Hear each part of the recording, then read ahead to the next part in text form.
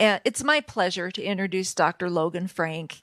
Some of you are familiar with him. He has presented at past conventions. He reminded me he was at our Pasadena convention, which was years ago. I think maybe that was even 5-6 years ago.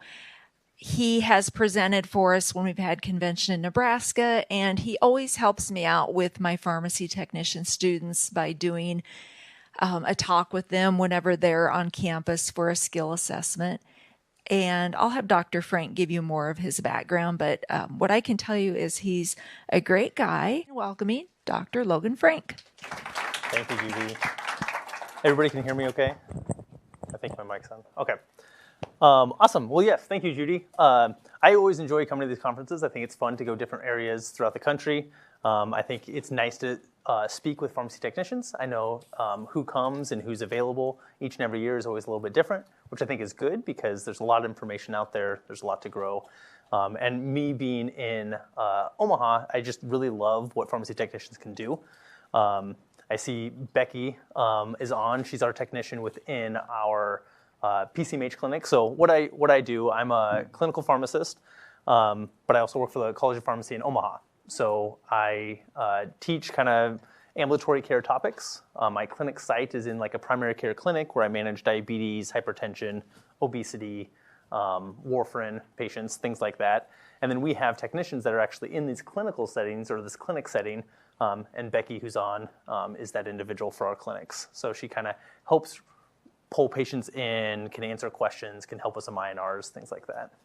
So that's kind of what I do on a daily, weekly basis. But then, yes, coming to these conferences, giving more information. I think I'm a big proponent for pharmacy technicians and what they know and what they can do.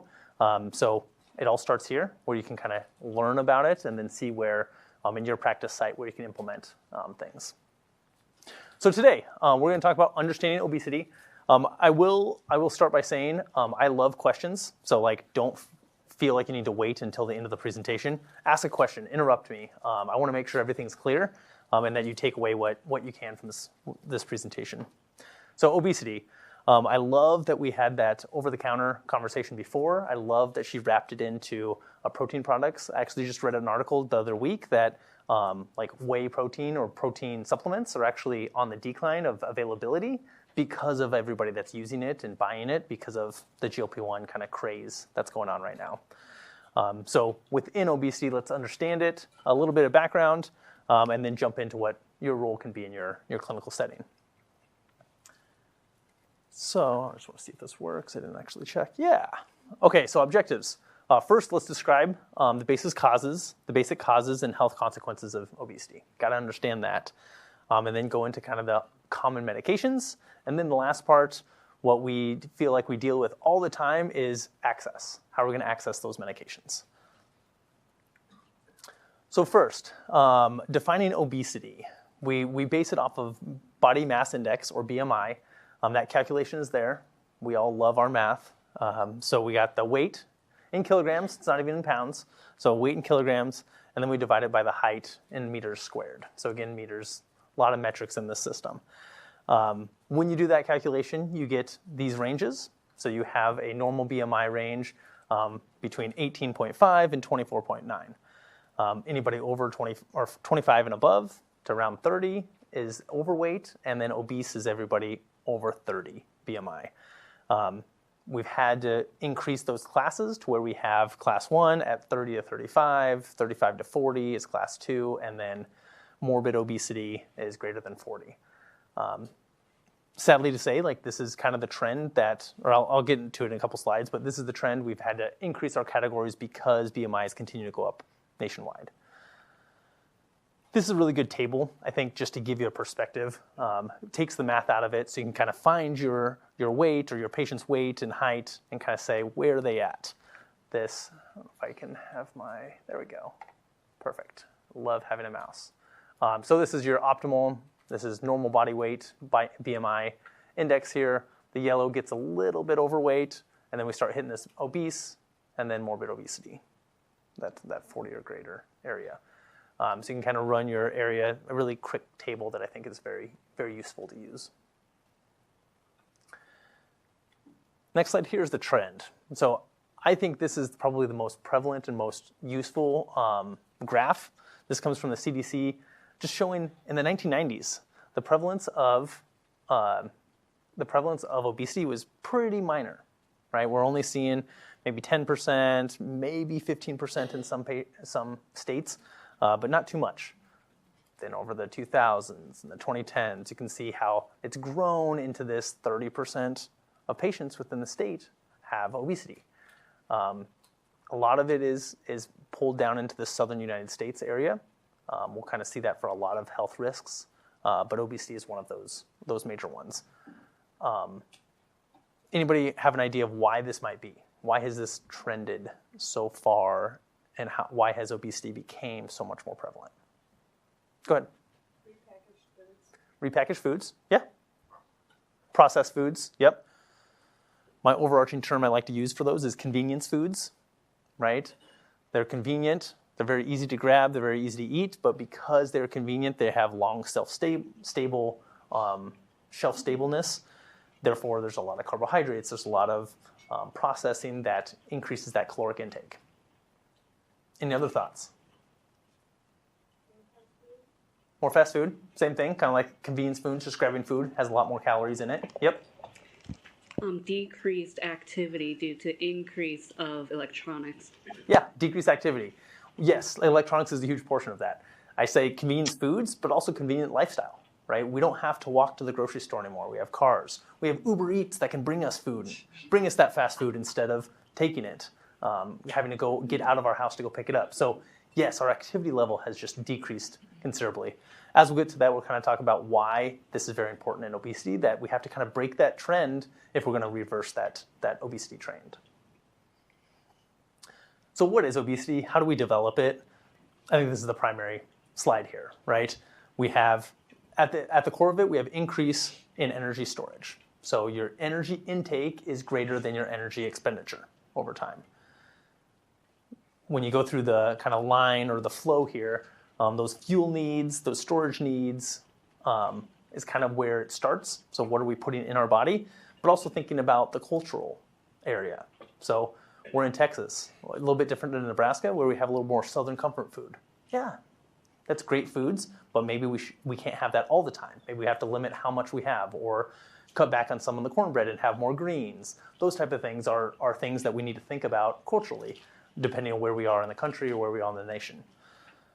Environment, what's around? So are we in a food desert? Are patients in a food desert where they have more fast food options than grocery stores? Do their grocery stores have fresh produce or vegetables? Have to think about those things. We've got to make sure that environment's right. And then reward system. How many people have done an activity, or we're on a conference right now where you're like, oh, hey, I can have a little bit more treats. Or I just worked out, let's go have a cookie or some ice cream. Like, kind of defeats the purpose of that balance of expenditure versus intake. All those go into that energy intake area, where what you're consuming. If you're expending it, it doesn't go to storage. But that kind of next step is storage. So where do we keep that from getting too big, that centerpiece? The energy output, a lot of times we think of energy output as just the exercise we're doing, right? We think, oh, did I work out today? Did I go for a bike ride? Did I go for a walk? Those type of things. But keep in mind that number one thing that burns calories in our body is our basic metabolic rate. So someone throw out, how many calories do we typically say is the amount of calories we should have in a day? 2,000. 2,000, okay? How many people do a 2,000 calorie workout every day? No one, right? Unless you're a professional athlete, you're probably not burning 2,000 calories in a day. So your basic metabolic rate is right around that, right? We're talking 2,000, it can be 1,500 depending on what your body is at. So that burns a lot of calories. Heat needs, right? If we are cold, our body creates heat, has to burn to keep our body warm.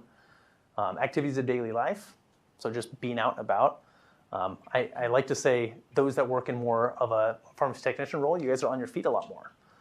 I working in a clinic, I'm sitting in a chair on the phone 90% of the time. So I probably get way less activity than I did when I was in different pharmacy settings, or even in school where we're active, a little bit more active.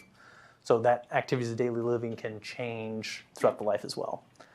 And then that last one, of course, chosen activity matters. So getting exercise. We'll get to more on that exercise here in a couple minutes. So a lot there, a lot of things to consider, but I think the take-home point on this slide is energy intake should not be more than energy output if we are going to combat obesity. But if we go the opposite way where energy intake is more, that's where we'll see obesity develop. Why do we care? It's the health consequences.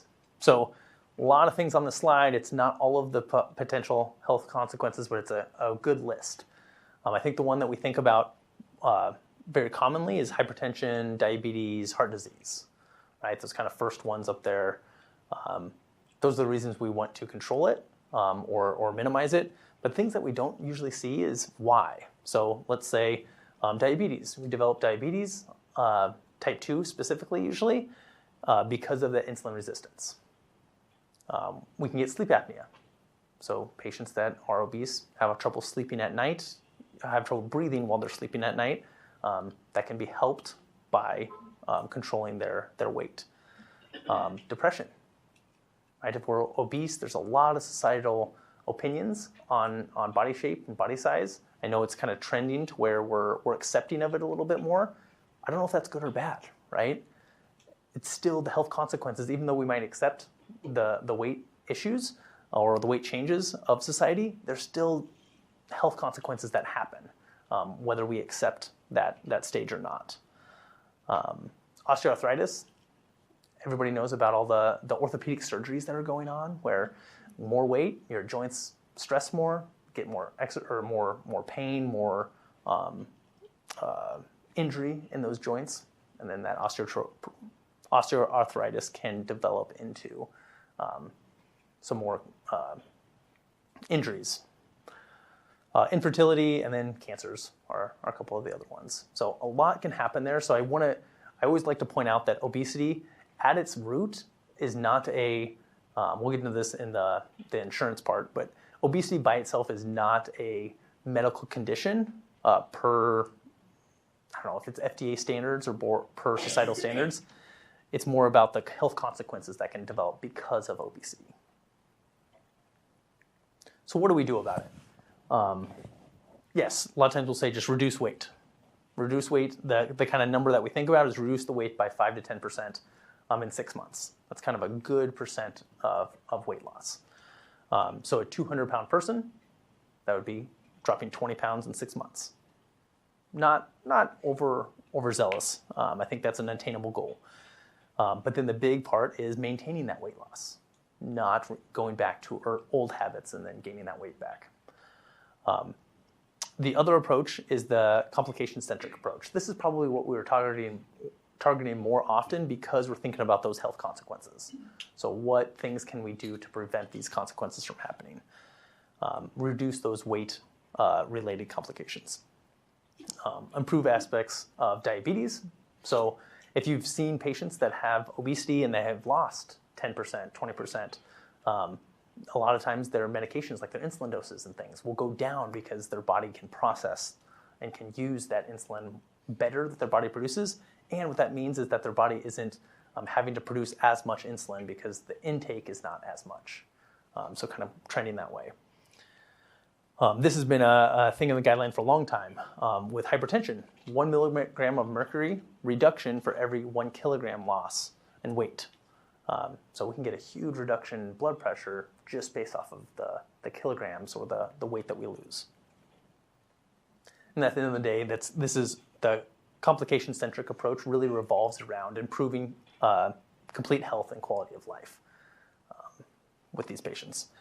So it kind of wraps in. I know this slide's very hard to see, but I felt like I needed to pull the whole table. This comes from the ACE 2016 obesity guidelines. So yes, number one, 2016 guidelines, we're talking 10 years ago. We don't have an update. I would assume something's coming soon because, and actually there might be one out that's sooner, but they didn't have as good a table here. But that's 10 years old. Still the same concept. So if you can kind of see up at the top here, this section, we have primary prevention. primary prevention in healthcare means nothing's happened yet. So how are we primarily preventing obesity from occurring? That goes into that concept of, I lost my mouse, concept of intake versus outtake. So up here we have patients that our BMI is actually not even overweight. So we have BMI of less than 25. What can we do? So just talking about those things, making sure there's education involved,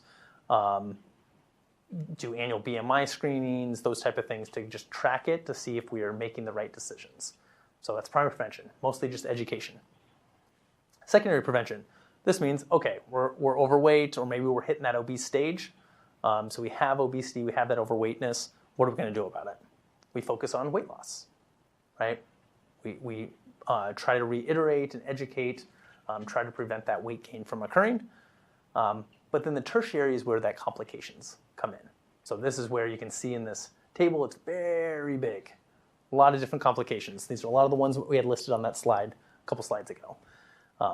But within it, I really like this table. I lost my mouse again. I really like this table because it talks about the percentage decrease. So what percent kind of jumps out at you? Can people see it enough? What percent comes out there? Sealed. Say again? Sorry, I couldn't hear. The 10 to 40% one for me. Yeah, 10 to 40%. But I think what's kind of close in all of them is around 10%. Right? So if we go back to that last slide here, what do we say? 5 to 10% at 6 months? That's kind of where it comes, right? The reason that 10% is there is that you'll kind of see the clinical goals. So we see the weight goals. Maybe this is just, no, that doesn't work either. We see the clinical goals or the weight goals at around 10% for most patients. And then within the area, why do we target that? It's prevention, right? So for example, diabetes, you have diabetes. You get 10% weight loss. This says 5 to 15 specifically, but we're seeing a decrease in A1C. Your body's using its own insulin better, A1C will reduce. Also means that your intake is better foods that you're intaking can also reduce that A1C. Hypertension, we touched on that one already. But each one of these kind of talks about when you hit that percent that they recommend, which is around 10%, give or take, you start seeing these benefits clinically. So again, I think that kind of goes in the what I said earlier about obesity is not its own disease state. It's basically the concept of what that leads to. Questions on that? I think that's an important point. But remember that 10% as we get into medications. Okay, so before we get into medications, I always like to talk about what we call in pharmacy as non-pharma approaches, non-pharmacologic approaches. You guys have heard lots about this, I'm sure, throughout your life and your career, but I like to kind of throw a slide in there. I feel like I would be remiss if I didn't touch on this. So first thing, reduce caloric intake. We said 2,000 calorie diet is usually what we think of as a normal diet. So what we want to do in this population is reducing that intake by 500 to 750 calories a day. So 1,250 to 1,500 calories a day in these obese patients. Why? Why do we pick that amount? Well, we want 1 to 2 pounds weight loss per week. So not a lot of weight loss, but some. And if you do the math, there's if 500 calories a day equals 3,500 calories in 7 days or a week, and 3,500 calories is 1 pound. So it's simply just a math problem. So you reduce by that much, we're seeing that 1 to 2 pound weight loss a week, and then you're going to see about 8% in 6 months. We'd like to see more towards that 10% if we can, but I think that's a good place to start. How do we do it? Number one's calorie intake. Has anybody ever used like MyFitnessPal or any of the new AI pictures that you can track your foods in? See some yeses. Yeah. Anybody ever surprised at how many calories some of the things they consume are? Right? Like, you're like, hey, I want to try this. I will admit that yesterday, my wife is here with me. We went to T. Perry's burger stand. And I was very excited about it. And I was like, went in there and had the burger and everything. I was like, oh, this is really good. Got done and I was like, I really should look at how many calories I just consumed because I'm pretty sure it was probably 1,500 calories. So it's one of those things that like we like to try things, we like to try different things, but the caloric intake happens very quickly. Most of that comes by carbs. So I always think of this as diabetes, right? Diabetes, you want to reduce carbs. Carbs are very easy to come by. Carbs are what's huge in convenience foods because it doesn't go bad very often. It's very shelf stable. So reduce that. If our range is 45 to 65%, reduce it down to kind of that lower side at 45% of our calories. Maintain the fat goals where we are at, and then increase the protein intake. Why is that significant, right? We just talked about how protein supplements are really growing, everything you see anymore. I sent a message to my mom the other day. I'm not a big Pop-Tart person, but I was when I was young. So we kind of joke about Pop-Tarts all the time. Anybody seen there's new protein Pop-Tarts? It's like, what? Like, where did this come from? Yeah, there seriously is. So I think those concepts are just kind of funny to see, but it's very good marketing. It's good concept as well that you're adding protein to it. I mean, I don't exactly know how they do it, but they're probably just putting whey protein into their batter. Like, it's probably not a huge surprise of how they're doing it, but just those things are happening. So there's products out there that are available to do that, but also know you can do those things yourself. The point of like reduced caloric intake, though, I want to point out is that we're not saying you're reducing your caloric intake by that much. It's only 500 calories. I don't know, do you guys have breakfast here this morning? Okay, a lot of times on these type of things, there's muffins, you know, like the pretty good sized muffins. Anybody know how many calories are in that? The last time I've checked, it was like 450 calories in those pretty good sized muffins. It's like that's all we're saying is like just one less of those a day. So keep it in mind that like, yes, those things can creep up in how many calories, but also it's not that we can't have any carbs at all. We do need carbs to live. We do need carbs to process our sugars in our body, to run our brain, run our muscles. We do need those things. So never tell somebody never have carbs again. Physical activity on the other side. This is important as well. It's not as important as food consumption. I think that's a big thing to keep in mind because as we've already said, you can have a big workout. How many calories are you going to burn in a big workout? Yeah, 300 to 500 is usually pretty typical, right? So number one, not as many calories. Yes, it does speed up your body processes, so you kind of process more throughout the day. It can help build muscle. Muscle is going to burn more calories than fat will through long-term use. So it's not going to be as good. That's why we talk about it as augmenting that weight loss. But keep in mind, again, everybody that maybe doesn't exercise very often, they'll go exercise and they get done and like, oh, I'm going to go get a Scooters. Or I'm going to go get a Starbucks, right? I'm going to go get a coffee or I'm going to go get something. Keep in mind how many calories you're putting back into your body to give yourself like for what you just burned.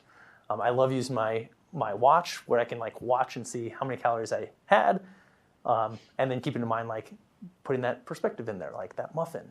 Oh, that sounds really good. I did just work out, but that was actually 100 calories more than I just burned. Probably not a good choice if we're trying to move in the right direction. Yeah, question. You could kind of make an analogy like money. If you got deficit money, you don't have that to afford. Yes, think of it as money is like, yeah, yep, you're kind of on the opposite end and then don't overgo one way or the other.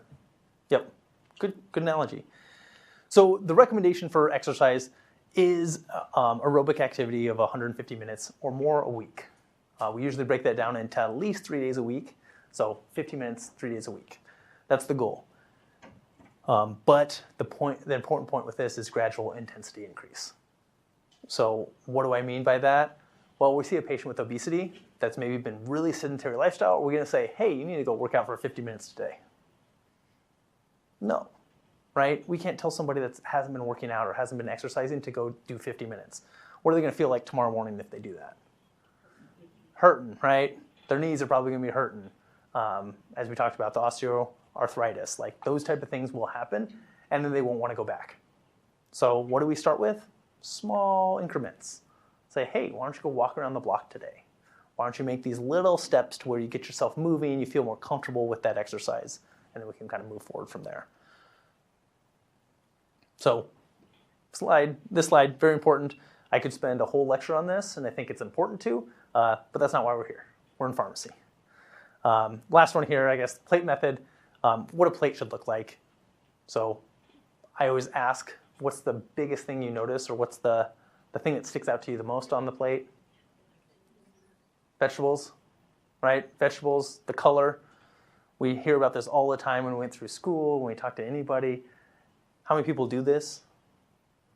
Not too many, right? So I think this is always the key. The vegetables, the protein, those are the things that are going to make you feel full, going to make you not feel hungry throughout the day. The carbohydrates, in this picture, it's the rice. So carbs, I usually talk about rice, potatoes, pasta, chips, bread. Those are kind of the big five. We can have it, we just got to limit how much we're having. And we also know that those inconvenience foods, these are the things that you can eat, and then 20 minutes later, you're like, I want some more.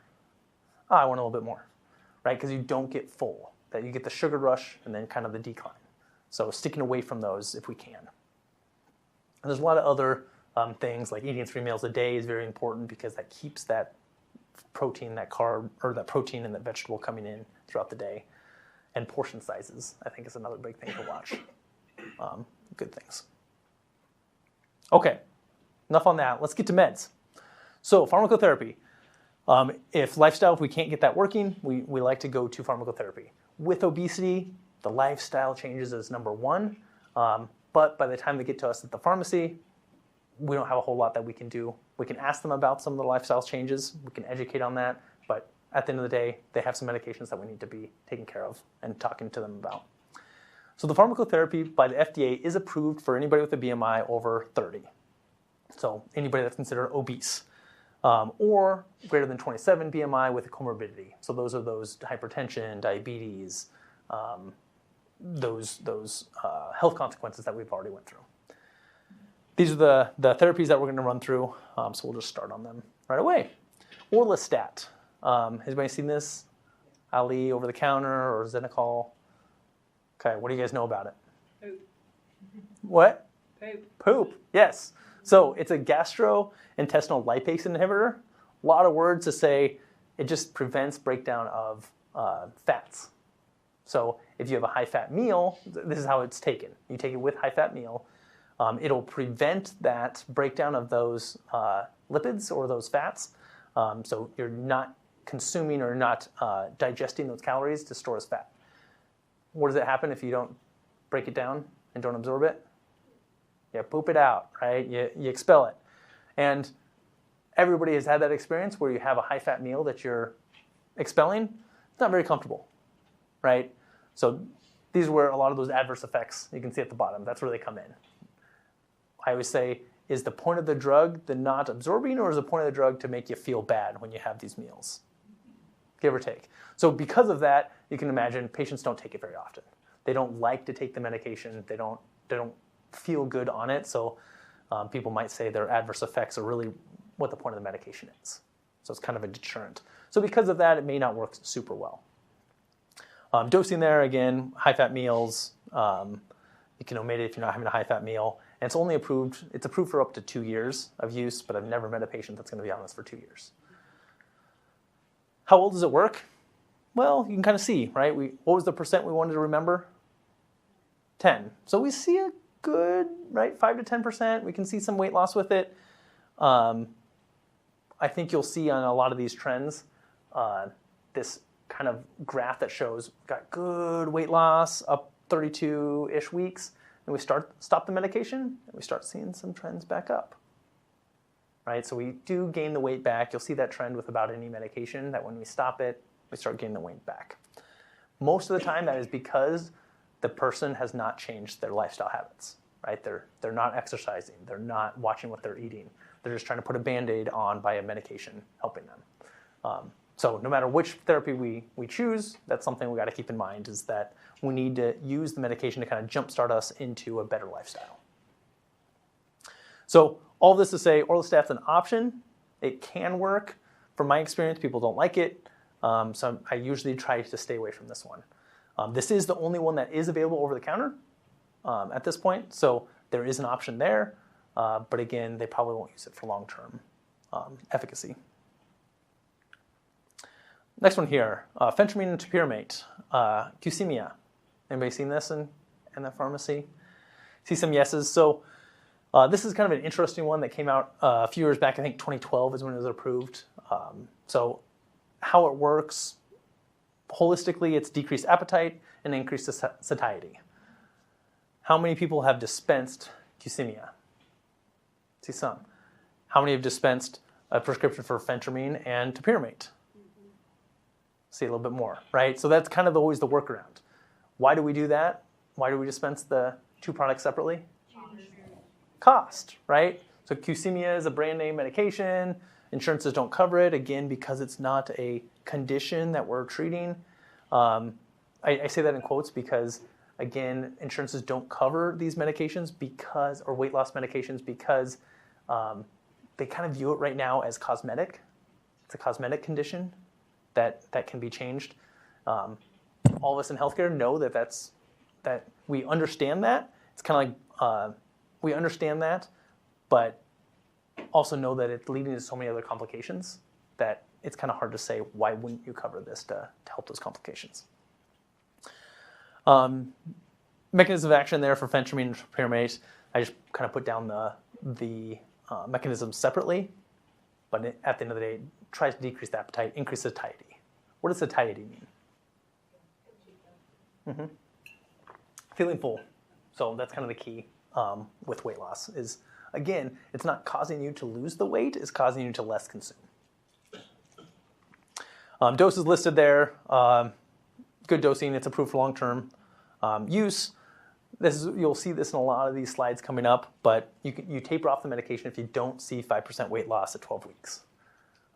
For this one specifically, we taper off because it has that topiramate in it. We want to decrease the chance of having a withdrawal seizure. Not super common, more common in patients that have a low seizure threshold from the beginning. This one's also a controlled substance and does have REMS program, so a little bit more monitoring. How well does it, adverse effects. This one we usually think of phentermine. Phentermine, as we'll get to later on by itself, has a little bit more of an upper. It's stimulating. So we see some insomnia, some dizziness, constipation, dry mouth, see some heart palpitations or beating fast, increased blood pressure, those type of things. Efficacy, again, where's that percent at? So a little bit over 10%. So we do see some good weight loss at about a year. This one actually stated that it has sustained weight loss. I don't know if I would say it's sustained or not, but it goes down a little bit, may keep up in a fairly decent range.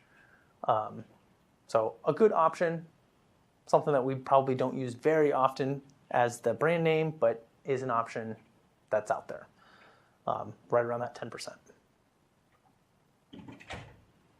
Next one here is Conv. So anybody heard of Conv? We don't see this one too often either, kind of like leucemia, but I would say I have not, same thing with leucemia. For Conv, have you ever seen somebody get dispensed the two medications separately? Okay, so I see some yeses. I have not seen that very often, but I think it's the same concept, right? That these are going to be paid for. Conv is not. It's a brand name medication, so that cost is much less. Appetite regulation, they don't really have a great explanation for what that mechanism of action is. And then again, I put down the two medications separately. I feel like naltrexone, what we think of naltrexone most often is opioid antagonist. It's kind of just a medication that's been used a lot for patients that kind of deal with addictive personality, or not addictive personality, but addictive traits. So they have trouble saying no to food. They have trouble to say no to opioids. They have trouble saying no to different kind of conditions like that. So it's been thrown around a lot. Dosing there, pretty easy dosing, daily tablets, approved for long-term use, avoid in high-fat meals, just so it can absorb better. And then again, decreasing or discontinuing if 5% weight loss is not seen at 12 weeks. Adverse effects is kind of the combination of both for this one as well, but very similar to leucemia. with the adverse effects. Insomnia, because it speeds up body processes a little bit with increased blood pressure, heart rate, and can see a little bit decrease in seizure threshold. Efficacy. What do you think about this efficacy? Didn't quite hit the 10%, right? So a little bit less. Still an option, but again, I think we kind of weigh that benefit of we're going to pay $200 a month for Contrave. That may not get us to our 10% goal, may or may not. But for some patients, if they're doing the lifestyle habits and they're not improving, maybe you need something like this for a short-term burst to get that weight loss going. And it does have pretty well-sustained weight loss. Depends if you continue on the medication or not. So good option. These 3 oral options, I think, are kind of where it was going. Early 2010s, we were kind of seeing these kind of start taking off. But then we had the next class of medications that jumped in. So this first one, Saxenda. Does anybody remember this? Yes. Probably people know Victoza a lot more, but Saxenda is the same medication, liraglutide, but it was a higher dose. So this one was approved. This is your first GLP-1 agonist that was used for weight loss, approved in 2014. How it works is it increases satiety and decreases or slows gastric emptying. Why is that significant? Yeah, you feel full. Rather than just increased satiety, which a lot of times when we say increased satiety, we're more talking in the brain, so it affects kind of brain regulation. But this one also helps regulation within the gut as well. So keep that in mind when we talk about the adverse effects. Dosing here, it's sub-Q injection. So one of the big downsides to GLP-1s when they came out is injections. This one specifically was a daily injection. So patients may or may not like that. I know everyone here as a pharmacy technician has seen patients always worry about injections because they're used to seeing vaccines, right? The long 1-inch needles, but then we have the sub-Q needles that we use on insulin and GLP-1s, where it's just very small. A lot of times patients say, I don't even feel it because it's going into your sub-Q fat. So it gets better though. So these are daily injection, again, discontinue at 4%, not seen in 16 weeks. And then adverse effects. So I'd say Saxenda had probably more adverse effects than some of the newer ones that we'll get to, but they're all similar to adverse effects. Nausea, diarrhea, vomiting, constipation can all be seen. Abdominal pain from kind of cramping. Can see some hypoglycemia if you're a diabetic patient, not as relevant. And then some of the big ones, potential pancreatitis, and there's some, I didn't put a contraindication, but some cancers, thyroid cancers, I have to watch out for. Why do we have so many gastrointestinal adverse effects with these?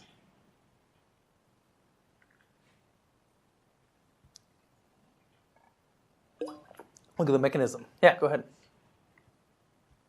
Because when it slows down how fast the food enters, it gives it more time to ferment, which causes more gastrointestinal problems. Yeah, so it's all based off the mechanism, right? So it slows down gastric emptying. So if you eat a big meal and your body's not able to process it very well going forward, what's it going to do? It's going to go backwards, right? That's where you get that nausea, that vomiting feeling.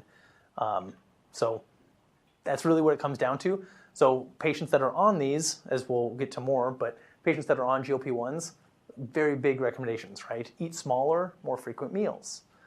Try to do low caloric intake meals because your body needs to be able to process that. So again, as we talked about with the other medications so far, a lot of it is teaching them to eat better, to have better dietary practices, lifestyle practices. And if they do, these adverse effects will be less prevalent. Efficacy of Saxenda, yes, similar area, the scale trial, seeing a fairly good weight loss, right in that 5 to 10% range. Nice thing with this one, it is approved for pediatric patients down to 12 years old. Okay, so that one came out, daily injection. Everybody's like, yeah, I've seen that, but it's not as prevalent. This is probably what you're used to seeing, Wegovy. So Wegovy or semaglutide also goes by a different name for diabetes specifically, by the name of Ozempic. We probably hear Ozempic way more in the news rather than Wegovy. There is a distinct difference in dosing for these. So we start at the 0.25 and we titrate up weekly. We go up to 0.5. We go, I must have put it on the next slide. 0.5, 1, 1.7, and 2.4. So a little bit different. The Ozempic just goes up to 2. Adverse effects, sub-Q injections, everything's the same, but this is weekly instead of daily injections. So not a whole lot new on this, but I think it's nice that it's weekly instead of daily. We'll talk about how to inject them in here in a few slides. This lecture, as I was putting together, I think I had to submit this in April. Right about that time is anybody hear about the new Wegovy dose that came out? There's a 7.2 dose now. So you go from 2.4 up to 7.2. What do you see an issue that comes up with that? Side effects, right? You're giving more of the medication. What do you think the side effects are going to be like? Probably worse. Okay? So on this efficacy, look at the numbers we see here. These newer medications have a lot more trials that they've looked at for both diabetes and weight loss. But we see 15% weight loss. So we're getting past that 10% pretty good here. Then we see the step-up trial. This is the one that just recently came out. We're seeing 7.2 versus the 2.4 Wegovy. We're seeing 21% weight loss versus an 18% weight loss in these patients. So we got over that 20% threshold. That's pretty good. But if you look into the trial, it's kind of interesting. We're like, I should have looked back at the exact percentages, but 60 or 70% of patients are having GI or stomach issues on the medication. So again, it's helping better, but you're having a lot of side effects as well. So weighing those options with patients. I think these graphs, again, kind of just show us a good amount of weight loss versus the placebo. Same thing, this is more the step-up trial, looking at that 2.4 versus 7.2 dosing. So weighing, if patient can't tolerate the 7.2, that's okay. They can do the 2.4, right? We got to go up to their max tolerated dose. So that's Wegovy. Wegovy injections, I should say, the sub-Q injection. The other one that's came out recently is the tablets, right? So we have Wegovy tablets, same mechanism of action, take it by mouth daily. Dosing here, we have the 1 milligram daily. Just like the injections, it went up to a max dose, and then just recently came out with this 25 milligram dose. Same concept, right? You're using a higher dose, you're going to have more side effects. Efficacy is going to be a little bit more. What's the efficacy look like for that 25 dose? We have kind of 13%, 14% weight loss. If you do the subtraction, we're getting closer to 10% or 11%. So I like to point out that, hey, patients always want to go on, why would I want to do an injection when I can do the tablets? Well, the efficacy shows, right? The injection is going to be almost double the reduction in weight compared to the tablets. Yes, we can use them, that's fine, but just keep that in mind, that they may not work as well for you. Okay, the other big one that we've seen is Zepbound. So Zepbound is we say GLP-1. I usually just say GLP-1, but then they say it's also a glucose-dependent insulin-tropic polypeptide agonist or GIP agonist as well. Just another receptor that it's acting on that gives it a little bit more efficacy, as we'll see. Dosing, I think this dosing's, so we have Zepbound, that's for weight loss. The other one is Mounjaro. The nice thing with this is administration is the same. The dosing is the same, so it's very easy to go back and forth between them. It's a sub-Q injection. It's an auto-injector, as I'll show you in a few slides, and then very similar side effects. Efficacy, look at this. We're, again, over that 20%. And this is the normal dosing. This is not a Wegovy extended dosing that's causing a lot more side effects. A lot of times, actually, Zepbound has less side effects than Wegovy does. So that second receptor is actually shown to help a little bit more with those side effects not being as prevalent. So good amount of weight loss. But then we have the SURMOUNT-4 that kind of looked at after we stop it. What's that look like? Oh, we start gaining weight again. So I would argue 36 weeks, that's not even half a year. maybe lifestyle habits haven't changed that much. So keeping in mind, for the most part, coming off medications is going to lead to weight gain again, unless we feel like there's been huge changes in their lifestyle habits. Okay, administration. I'm not going to go through the videos here, but I have the links here. I'm assuming you guys will get slides.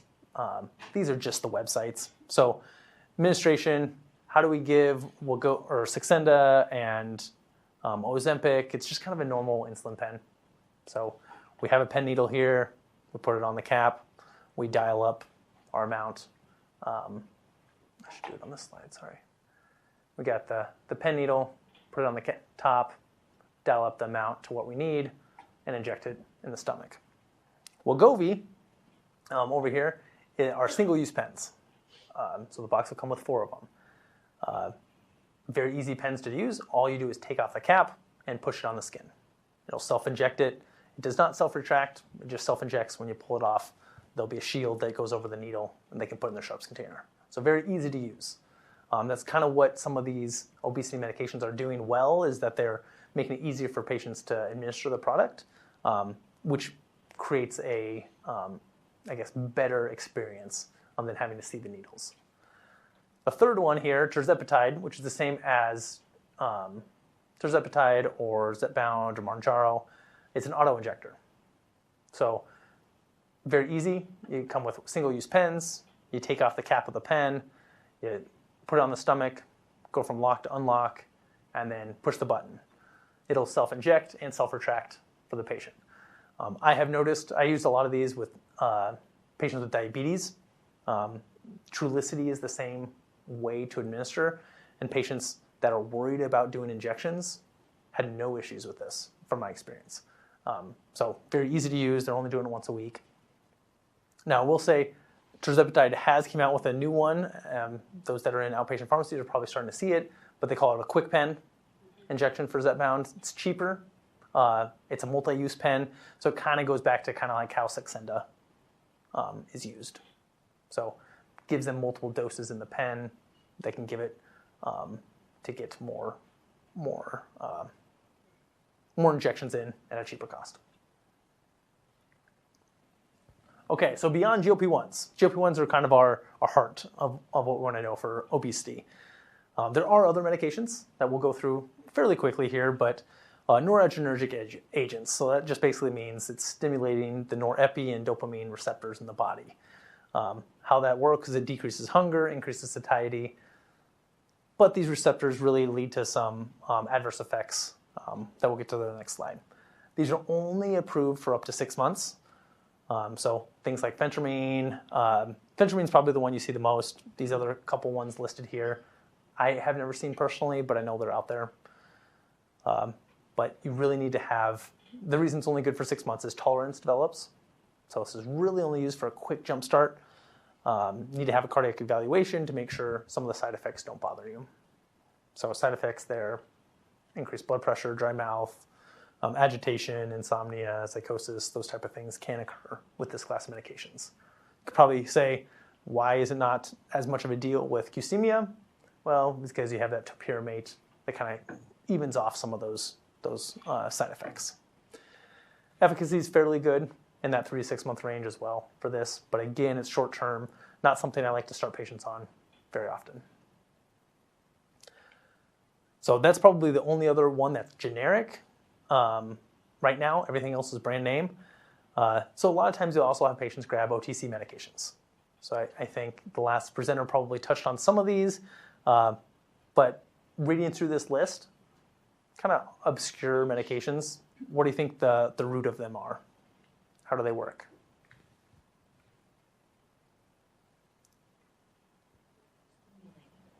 Stimulants, right? It just kind of speeds up your body processes, make you process foods a little bit quicker. Probably the caffeine probably helped out a little bit in there. That's the goal of it.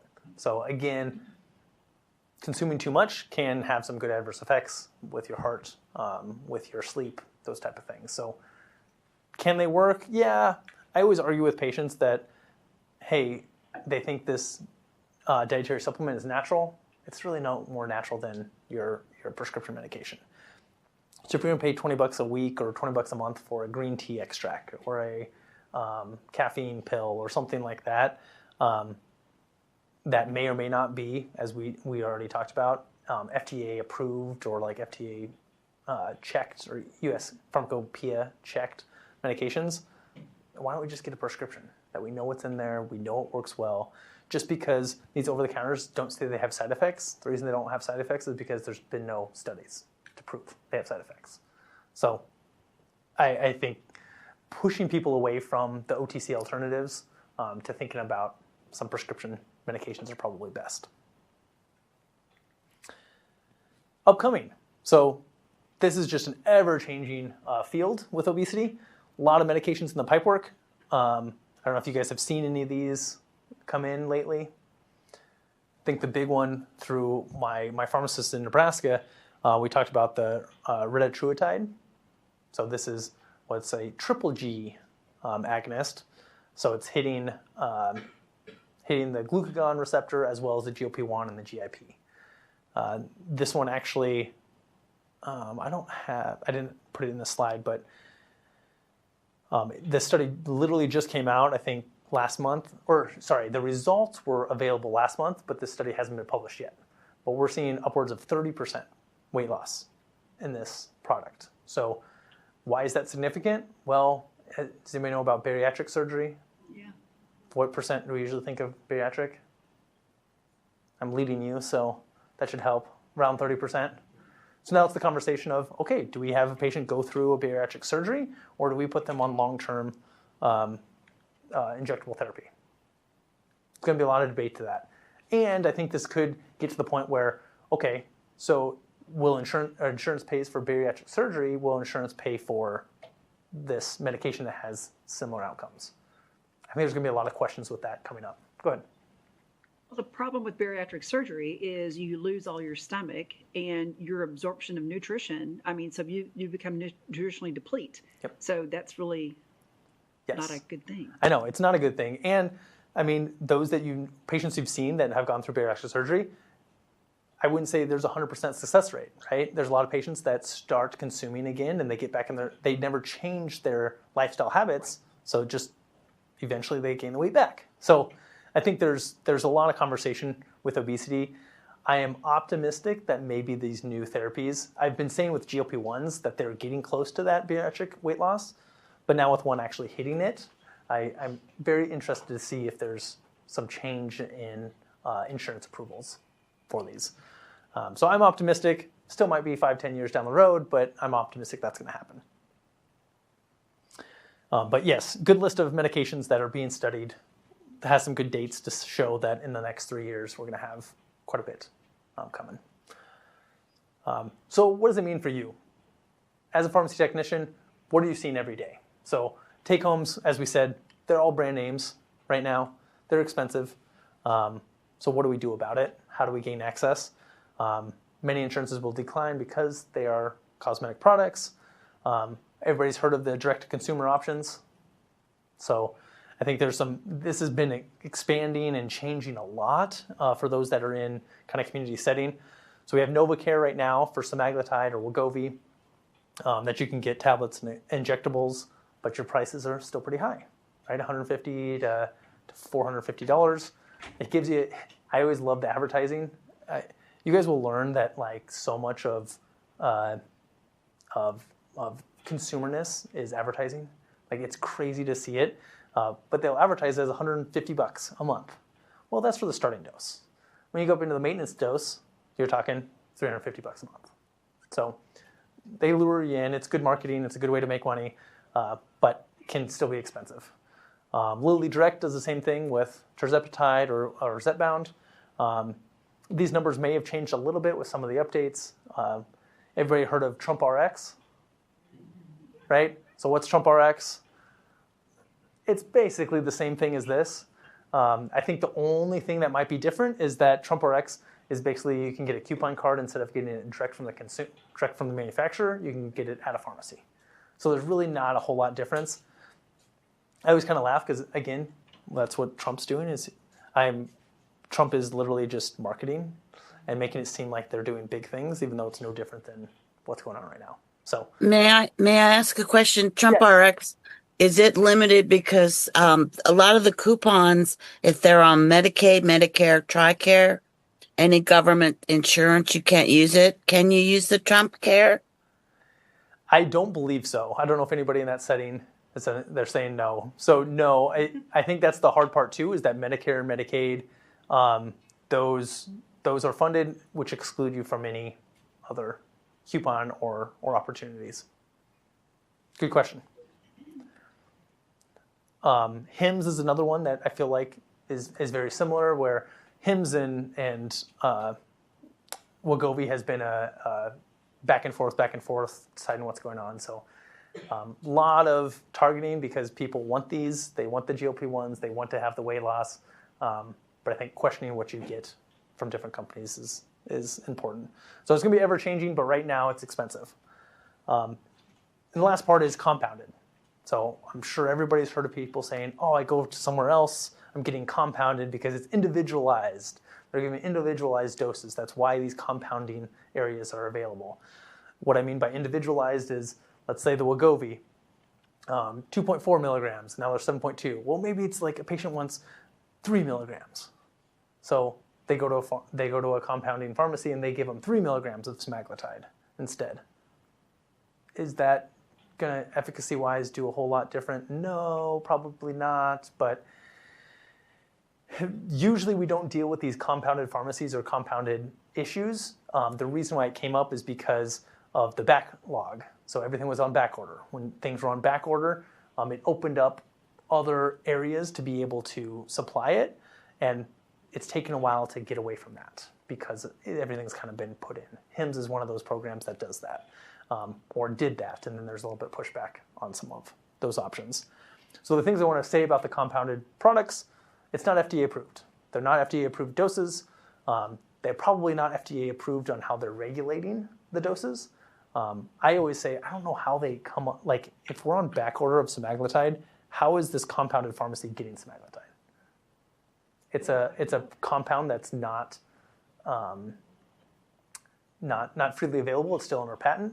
So are they getting it from outside the country? Is somebody actually quote unquote compounding it somewhere? Or are they just giving some rice powder in a container and saying it's a product? So as far as patients go, like I usually leave it on, it's not that they don't work or they aren't good for you, it's just we don't know what you're getting. And a lot of times there's not good follow-up to make sure we're actually seeing weight loss. So it's only available usually with drug shortages. The risk is they might not be, the compounding pharmacy or compounding institution may not be properly credentialed or regulated, so don't know what they're getting. And then it's not compounded appropriately. So maybe they're doing something wrong in their process that's not going to be safe for that patient, especially in things that we inject into our body. Okay, in summary, obesity is very prevalent, where diet and exercise is still required. Again, we can't get away from that. I know I talk about pharmacy, I'm a pharmacist, but hey, keep in mind what we eat and drink really does matter. Newest pharmacological recommendations show best long-term benefits for weight loss. So what we're referring to is the GLP-1s. Those have the best weight loss. There's going to be more and more that come out that'll exceed where we already are.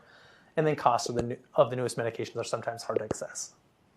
So keeping in mind that patients, I feel like emotions in pharmacy settings will probably be high on these medications because they need it, they want it. Right now, I didn't even go into this because this is a new thing, but the bridge for GLP-1s is a new process of insurance coverage for some of these GLP-1s that might be coming out next year for a little bit better coverage in Medicare. So just keep in mind, talk with the patients, see what concerns they have, see if you can help them. But there aren't a whole lot of other alternatives for GLP-1 therapies right now. Okay, questions? You're waiting for me. Okay, go ahead. I have a question or looking for maybe some guidance. I work for medication access, but not in the PCMH space, and we are seeing more and more specialists prescribe GLP-1s and they often don't have the correct notes or like the lifestyle changes documented. Do you have any guidance on how to coach these teams or how to create a process so that we can get it approved? A lot of these patients don't have primary care providers. Mm-hmm. So who's sending the referral over? Is it? It's usually, like right now I'm covering for nephrology and allergy and dermatology. They're all prescribing GLP-1s. And cardiology. Like everybody Gotcha. is. But it's like the notes are like, put patient on GLP-1. I'm like, okay, but I need more than that. Yeah.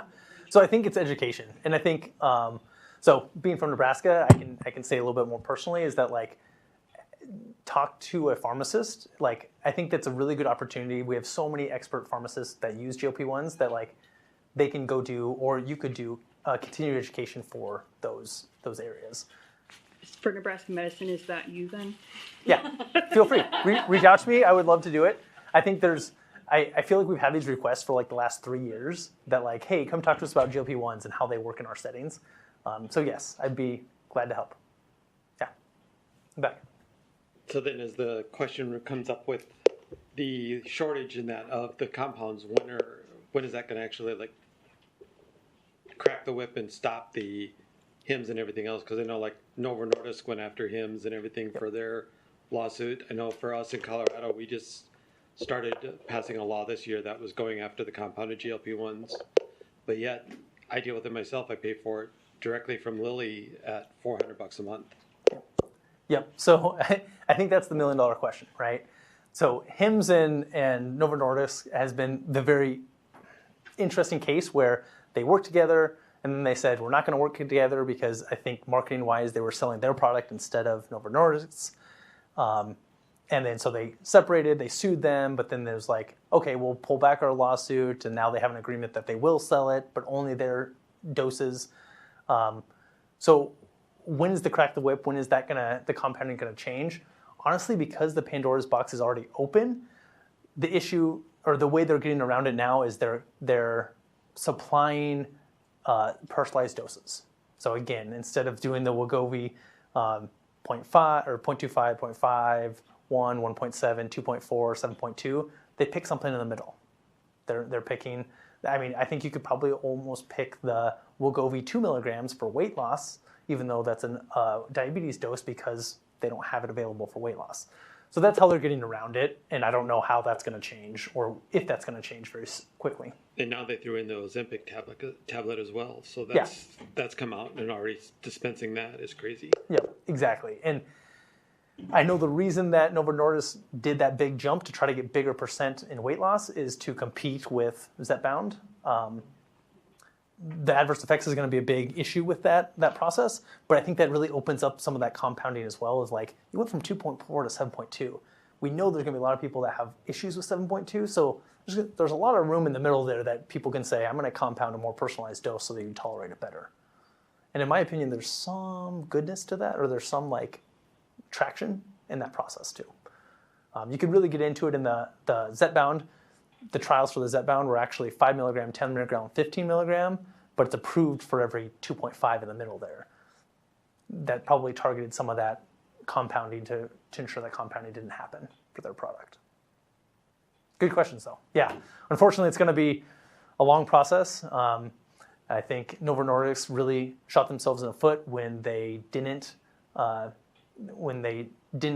a good order supply at the time where it opened up that possibility. Did we have a question back? You had mentioned that for like the orlistat, it's good for 2 years. You had mentioned phentermines at 6 months. What is the limits on these? Yeah. So that's been the conversation with the GLP-1s in general, is that we don't have great long-term data. So remember when we talk about data, we're talking about what has been a clinical trial. So a lot of clinical trials, they're expensive to do. So a lot of times we're talking 1 year at most, which most of the trials you can see the weeks, we're right about a year, and then they'll come off of it. You see the trend back up for weight. Well, to do a clinical trial like that for 5 years, for 10 years is hard. So a lot of that evidence for long-term comes from just using it, everyday patients that were like, hey, what are we seeing? Well, let's do a retrospective review Colorado is big on those retrospective reviews where they have lots of data. They have lots of good data that they can go back and look at. So to answer your question of like how long is long enough, we don't know yet.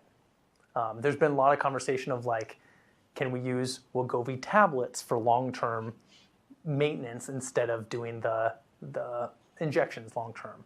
That may be easier to use and won't cause as many side effects type of thing. But we don't have that answer right now. I think if you ask anybody, they'd say you're on it long-term, just like any other chronic disease, hypertension medication, which that's what insurances don't like to hear because they're expensive. But good question. Do you have any information on the Foundeo in terms of where it falls with efficacy and percentage of weight loss amongst the others? Yeah, remind me, is Foundeo the retatrutide, or is that the Ola? Yeah. I should have mentioned that one. That one has came out a little bit more published data on it. It's not quite as good as the GLP-1, like Zepbound. So I don't think it's catching as much traction. It is oral though. So I think it's kind of more in that 10 to 12%, kind of like the Wegovy tablets. So I don't know. In my opinion, if taking care of patients, I'd push patients more towards the injectable, bigger reductions rather than the oral tablets, even though some people might want to use the orals for ease of use. Good questions. Anything else?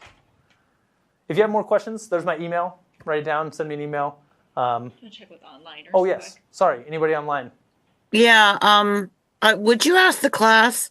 My GLPs now are being treated like C2s. The pharmacist has to check them in individually, and they're counted. And the Wegovy pills are now on a constant camera monitoring. I'm wondering if anybody else has to do the same thing. Anybody else?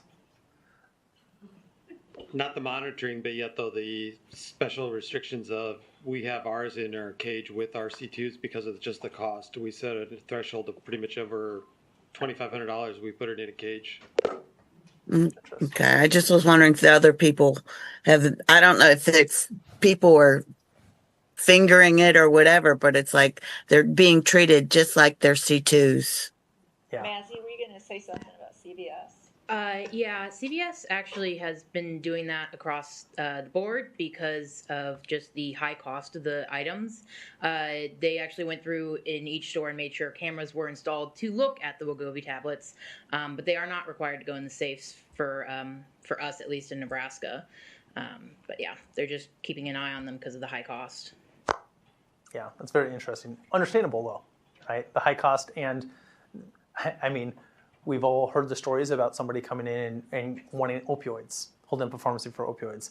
The Wegovy off market is probably going to be blowing up because of the expense of the tablets and the ability to resell. So, good question. Thank you guys.